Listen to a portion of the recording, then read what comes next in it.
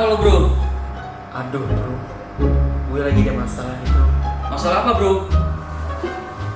Cerita ke gua dong. Mana tahu gua bisa bantu. Jadi begini bro.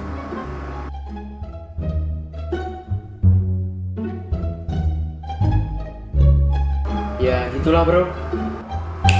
Kalau gitu kita konsul aja gimana? Iya bro, tapi kemana? Di Bak Psikologi Biro SDM Polda Aceh aja. Kan sekarang sudah dibuka pelayanan konsultasi bagi masyarakat. Ah, yang bener aja lu bro. Benar bro? Lo yakin nggak? Yakin gua. Ayo kita ke sana aja. Ya udah yuk. Ayo ke sana. Halo Sobat Polri, kami dari Bak Psikologi Biro SDM Polda Aceh kini telah membuka pelayanan konseling bagi masyarakat yang mempunyai masalah mulai dari pandemi COVID-19, trauma healing, bencana alam, dan sebagainya. Untuk informasi lebih lanjut dapat menghubungi nomor di bawah ini.